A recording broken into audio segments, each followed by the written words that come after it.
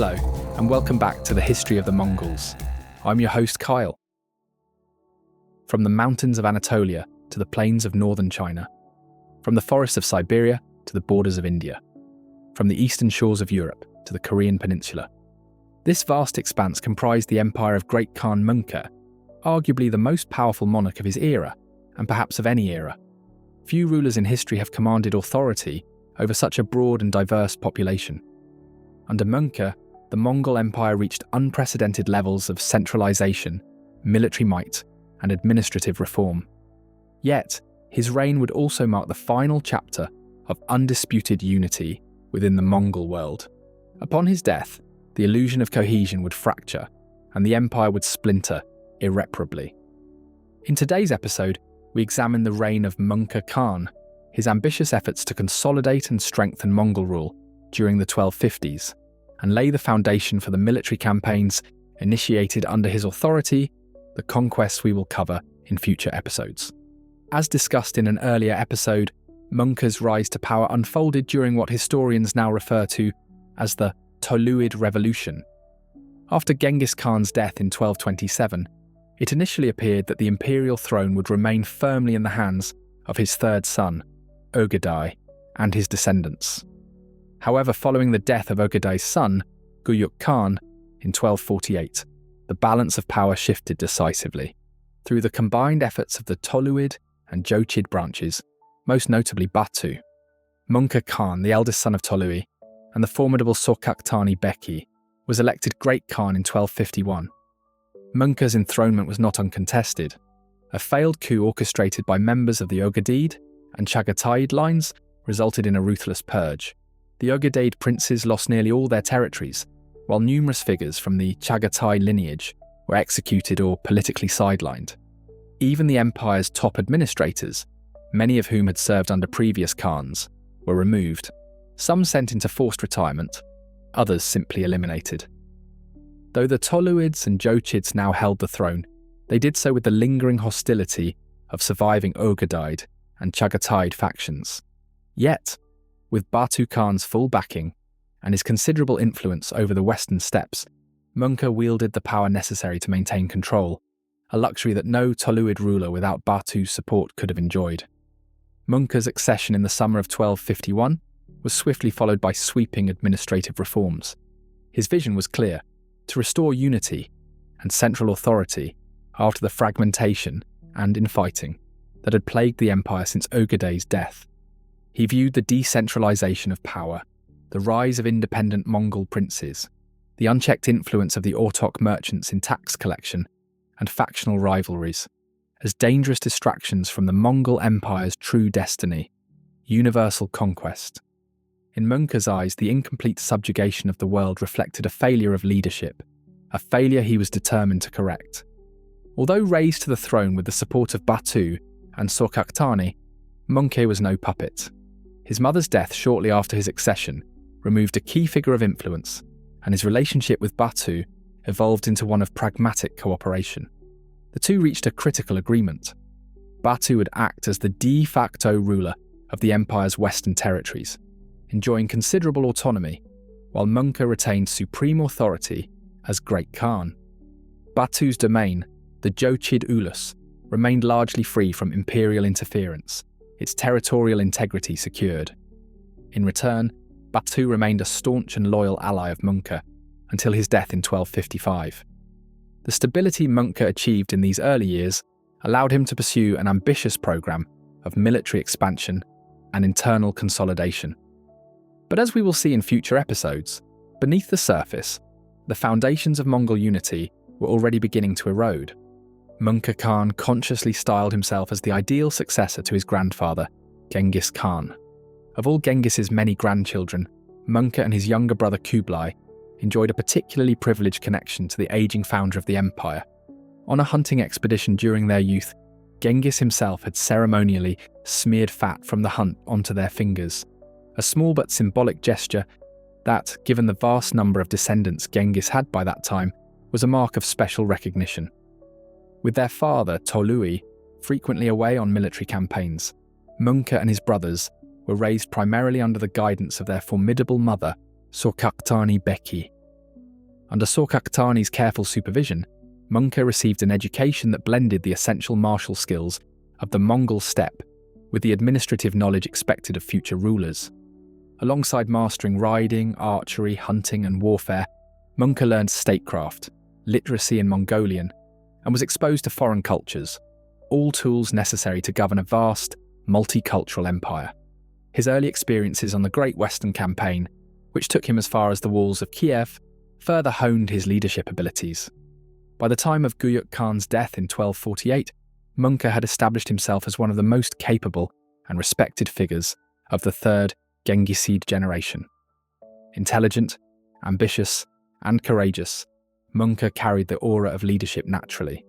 Yet he was also known for his vengefulness, ruthless political instincts, and an unforgiving attitude toward rivals, qualities that made him a formidable and, at times, dangerous opponent. Möngke's reign, which lasted from 1251 until early 1258, was marked by an emphasis on political centralization and administrative reform, designed to support ambitious military expansion across Eurasia.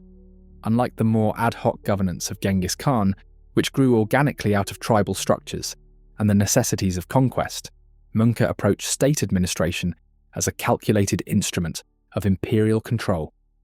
For him, the government was not simply a byproduct of military success, but a necessary foundation for further conquest. While Möngke's rule cannot be described as totalitarian in the modern sense, he exercised immense authority, unencumbered by constitutions, assemblies, or formal checks on his power.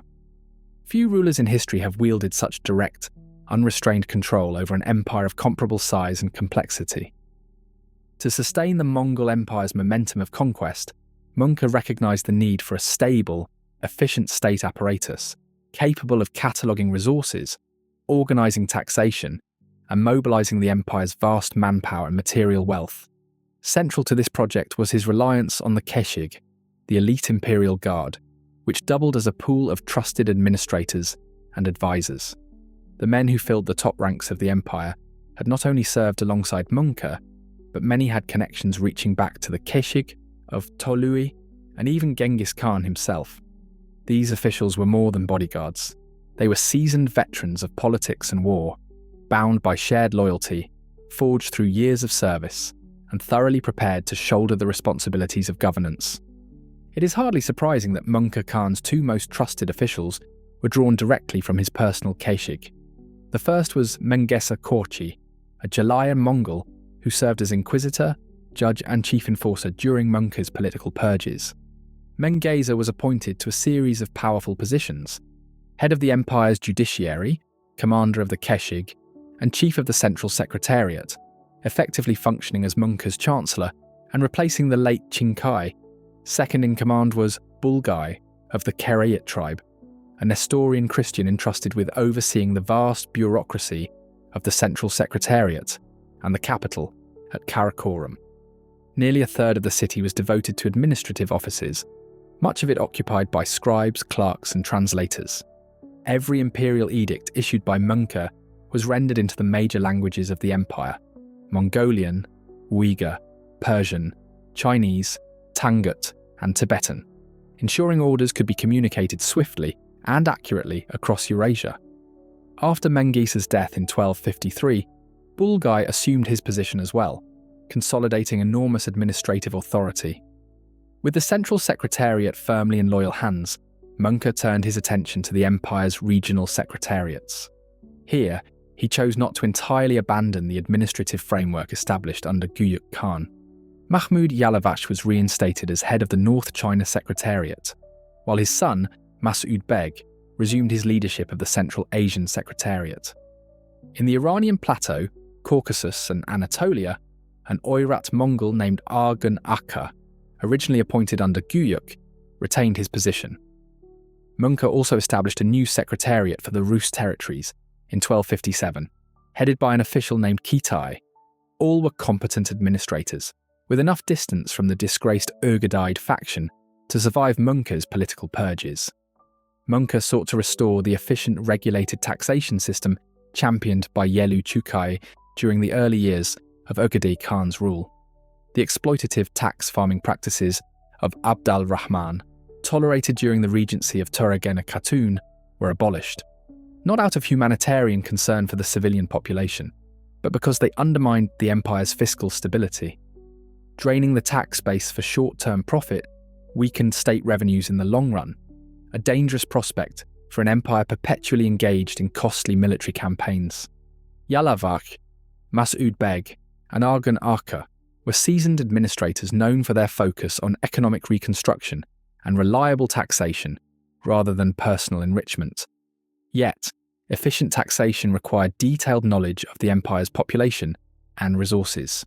To this end, Möngke ordered a comprehensive, empire-wide census, a tool the Mongols had used for decades but now expanded in scope and ambition. Unlike previous counts, Möngke's census catalogued not only the number of inhabitants, but also their professions, economic status, and the availability of skilled artisans, engineers, and other specialists. This data allowed the central government to set tax rates appropriately, limit corruption by comparing local tax records to imperial registers, and allocate skilled workers to military campaigns as needed. The census also served as a means to identify regions whose populations were too small or impoverished to meet previous tax quotas, allowing adjustments to reflect local conditions. In this way, Möngke's administration aimed to optimize both revenue collection and military recruitment, securing the resources necessary to sustain the Mongol Empire's unprecedented scale of conquest and governance. The empire-wide census under Möngke Khan proceeded with remarkable speed given the sheer scale of the Mongol dominion. The process began in northern China and Central Asia in late 1252 and, by 1259, had reached as far west as Novgorod, the northernmost Rus Principality, and the Mongol Empire's furthest frontier in Europe.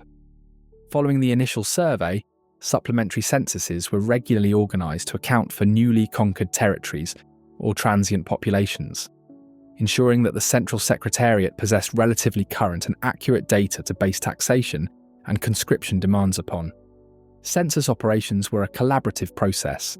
Imperial officials, tasked with collecting data, worked alongside representatives of the local Mongol prince and regional rulers, both to assist with local knowledge and to provide armed protection when necessary. This was especially important in places like Novgorod, where resentment toward Mongol authority ran high. Even the famed Prince Alexander Nevsky, known for his political acumen and delicate balancing of Rus interests with Mongol demands, had to provide military protection for the census officials against his own disgruntled populace. Under Möngke's rule, the empire's taxation system was organised into three principal categories, each tailored to the economic structure of the region, whether nomadic, agricultural, or urban. The first tax was the kubchir, a head tax. For nomadic populations, this typically meant one animal out of every 100 in a herd was paid as tax. Smaller herds were exempt.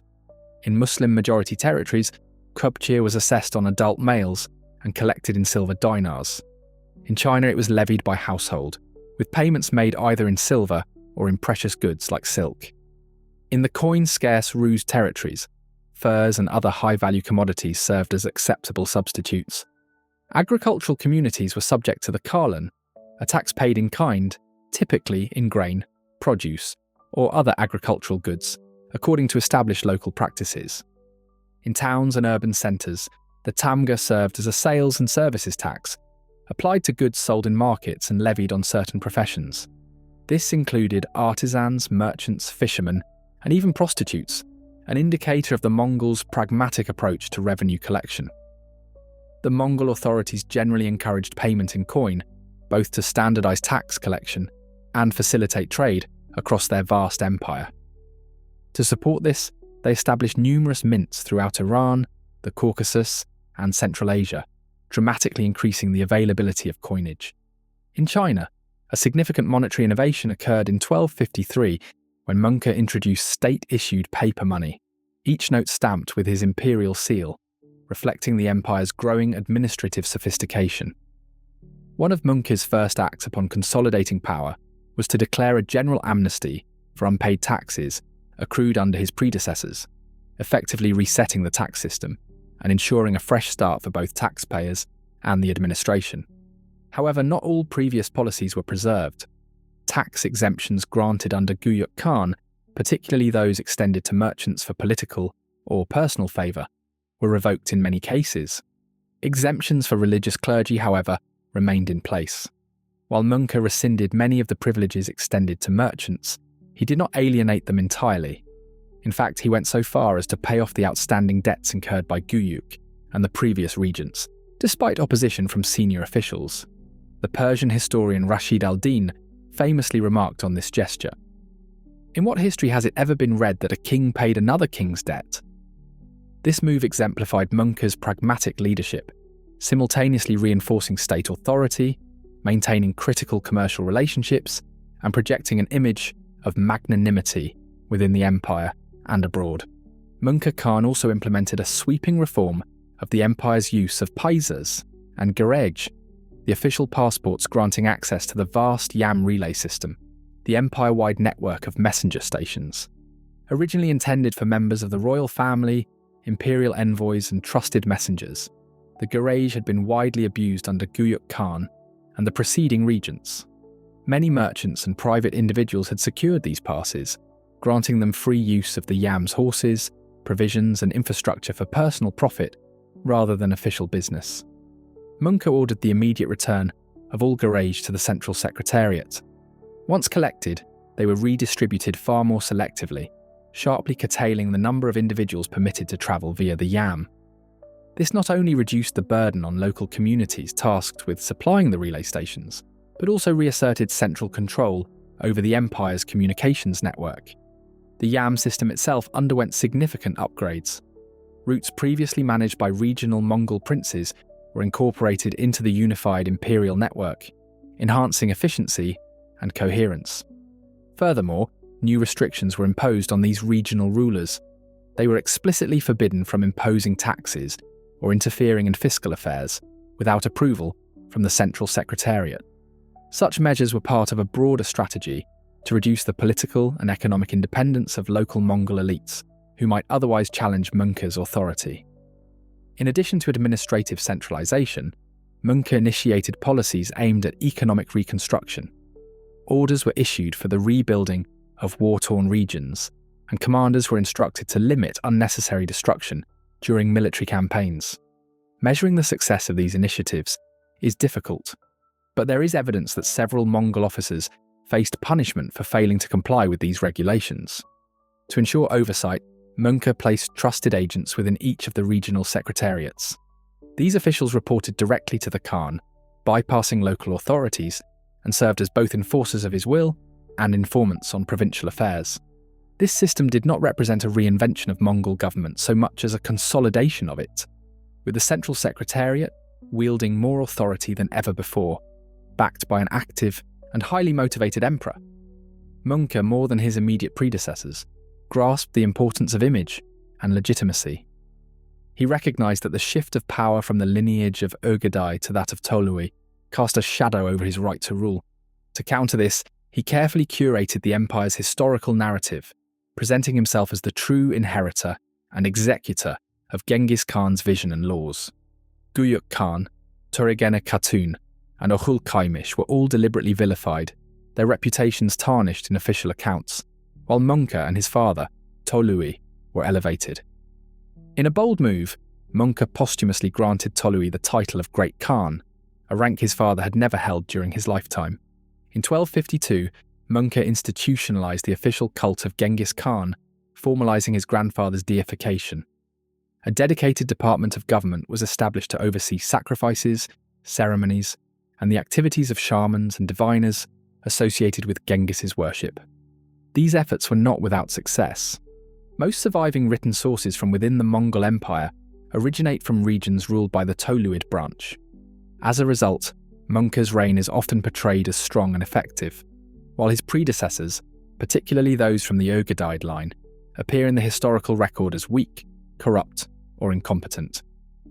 Whether this reflects the full historical reality or the effectiveness of Möngke's propaganda is a matter of scholarly debate, but it speaks to the calculated manner in which Möngke secured his legacy and consolidated his family's control over the empire.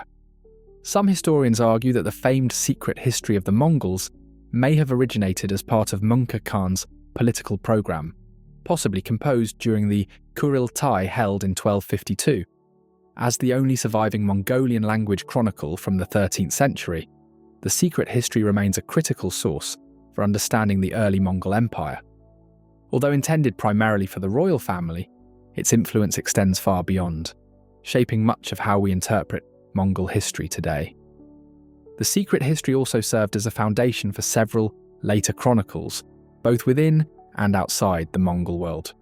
Interestingly, the secret history portrays different branches of the Genghis family in contrasting lights. Figures such as Jochi, Chagatai, Ogedei, and Guyuk are not spared criticism, with Guyuk in particular appearing as an arrogant and petulant figure. In contrast, Toluid and Möngke receive far more favourable treatment. The secret history even includes a supposed declaration from Genghis Khan himself, allowing for the succession to pass to another branch of the family if Ogedei's line proved unworthy. This conveniently supportive statement, it should be noted, is not corroborated in other contemporary sources. A useful clause perhaps to rediscover during Möngke's consolidation of power. Möngke also recognised the importance of maintaining the Mongol tradition of religious tolerance, though tolerance in this context did not reflect modern liberal ideals, but rather a pragmatic policy of conditional acceptance. Religions were permitted to flourish so long as they did not challenge Mongol authority. Indeed, both Christian and Muslim communities, at the time, were convinced Möngke had converted to their respective faiths, a testament to his political acumen. To the Mongols, religion was not primarily a matter of personal faith, but a tool for securing divine favour and maintaining social order. Religious leaders were valuable not only for their prayers, but for their ability to promote loyalty among their followers. As discussed in our previous episode on William of Rubruck's embassy, Möngke's attitude toward religion's best summarised by his analogy. Just as all fingers lead to the palm, heaven had provided multiple paths to the same ultimate goal. No one religion was inherently superior, but all were useful for advancing the empire's interests. Möngke's decision to destroy the Abbasid Caliphate, for example, was not motivated by religious hostility toward Islam, but by the political reality that the caliph had refused to submit to Mongol authority. For Möngke, resistance to Genghisid rule was synonymous with defying heaven's will. His worldview was shaped by an unwavering belief that Mongol domination was not only inevitable, but divinely ordained. Every policy and campaign he pursued reflected this conviction. With internal affairs stabilised and the empire's resources catalogued through census and administrative reforms, Möngke was free to turn his attention outward. In the summer of 1252, a grand Quriltai was convened to plan the next stage of conquest. It is this gathering that some scholars suggest may have coincided with the composition of the secret history, serving both as a political blueprint and a historical justification for Möngke's future ambitions. From that council emerged plans for a massive expansion of Mongol power. Möngke's brothers would lead campaigns to the south and west. To the south lay the Song dynasty, which controlled the wealthiest regions of southern China. Although hostilities between the Mongols and the Song had begun as early as the 1230s, the conflict had reached a frustrating stalemate. The Song, shielded by natural barriers and well-fortified cities, proved a stubborn opponent. To break this deadlock, Möngke Khan entrusted his brother Kublai with jurisdiction over much of northern China and the responsibility of opening a new front in the campaign. Rather than attacking the Song directly, Kublai's first task was to subdue the kingdom of Dali, located in what is today China's Yunnan province, along the Song dynasty's southwestern frontier. The conquest of Dali would secure a crucial staging ground for future offensives against the Song, stretching their defences and forcing them to fight on multiple fronts. Meanwhile, in the west, Möngke's younger brother Hulegu was given command of a vast army with an equally ambitious objective: the conquest of the remaining independent Muslim powers in the region. His targets were to be the Nizari Ismailis, known in Europe as the Order of Assassins or Hashishin, and afterward the Abbasid Caliphate in Baghdad, the spiritual heart of the Islamic world. The long-term vision for Hulegu campaign, it seems, was the extension of Mongol authority all the way to the Mediterranean. Both brothers set out with their armies in late 1253, and we will follow the progress of their campaigns in upcoming episodes. Simultaneously, Mongol forces continued operations in Tibet and Korea. By the mid-1250s, Tibet was largely brought under Mongol control, though the campaign in Korea proved to be a far more prolonged and complicated affair. Our next episode will explore the Mongol-Korean Wars in detail, tracing how this small peninsula managed to frustrate Mongol ambitions for decades. It was no accident that Möngke positioned his two most trusted brothers in command of such strategically and economically significant regions. Kublai, overseeing much of China, and Hulegu, presiding over the Islamic world west of the Chagatai Khanate, formed the backbone of what Möngke likely envisioned as a Toluid axis, a network of family-controlled territories stretching across Asia. This arrangement was designed to strengthen imperial unity and maintain centralized control across the vast empire. Yet, despite these brotherly bonds, Möngke was not naive. He remained vigilant, ready to curb his siblings' ambitions if they exceeded the authority granted to them. The Toluid unity Möngke cultivated was both a family alliance and a carefully managed balance of power, one that he intended to enforce with unwavering authority. After Kublai completed the conquest of the Kingdom of Dali in early 1254, he returned to northern China to oversee matters of governance, initiating reforms and reconstruction projects. However, Kublai's growing authority and prestige began to raise concerns, particularly in the eyes of his elder brother. In 1256, Kublai began constructing a lavish summer residence in what is now Inner Mongolia. Over time, this site would become known as Shangdu, the Xanadu famously described by Marco Polo. Yet its grandeur and administrative functions made it resemble less a seasonal retreat and more an unofficial capital. Rumours of Kublai's ambitions quickly reached Möngke, who was already wary of his younger brother's increasing influence and affinity for Chinese political traditions. Using irregularities in Kublai's tax collection as a pretext, Möngke dispatched investigators into his brother's territories.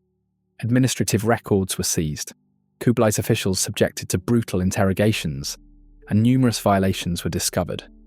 Several of Kublai's officials were executed, others dismissed, and extraordinary taxes were imposed on his territories. Moreover, Kublai's administrative authority was significantly curtailed. Sources tell us that Kublai, enraged, initially considered defying Möngke. It was only through the counsel of his advisors that he refrained from retaliation. Reconciliation was slow. Möngke did not officially pardon Kublai until the beginning of 1258. Chinese records paint the scene as one of heartfelt brotherly affection, the two siblings embracing in tears. In reality, Möngke's motives were far more pragmatic. He needed Kublai's capabilities and influence to stabilize the empire in preparation for his impending military campaign against the Song dynasty. A major source of unrest that required Kublai's attention was the escalating conflict between Buddhist and Taoist factions in northern China. This religious dispute threatened local stability and undermined Mongol control. Given Kublai's sympathies toward Chinese culture and his well-known support of Buddhism, influenced in no small part by his devout Buddhist wife, Chabi, he was the natural choice to resolve the crisis. In late 1258, Kublai presided over a formal public debate between the leading representatives of Buddhism and Taoism. The Buddhists, with Kublai's quiet backing and the support of his influential wife, emerged victorious. As a result, the privileged status that Taoism had enjoyed, dating back to Genghis Khan's endorsement of the Taoist master Qiu Chuji in the 1220s, was decisively diminished. Taoist texts deemed fraudulent were ordered destroyed. Taoist monks were expelled from seized Buddhist temples, and their remaining privileges were significantly curtailed. In contrast, Buddhism's position among the Mongols rose substantially, a development that would shape the religious landscape of the Mongol Empire for decades to come. Möngke also recognized the strategic necessity of having Kublai lead one of the armies in the vast, multi-pronged offensive against the Song dynasty, an operation of unprecedented scale and ambition. The campaign's planning was meticulous, designed to overwhelm the Song from several directions simultaneously. Years of census taking and administrative reform had borne fruit. Möngke commanded a massive, well-equipped army, drawn from the farthest corners of the empire. Even contingents from as distant as the Alans of the northern Caucasus were summoned to participate in the assault. In 1258, the campaign was set in motion. Yet, as so often happens in warfare, the reality of the battlefield defied even the most careful plans. The familiar military maxim held true: no battle plan survives first contact with the enemy. Among Möngke's greatest oversights, however, was not military, but political. Despite his efforts to strengthen and centralize the empire, he failed to formally designate an heir. This omission, as we will see, would have serious consequences for the unity of the Mongol world. But that is a story for another episode.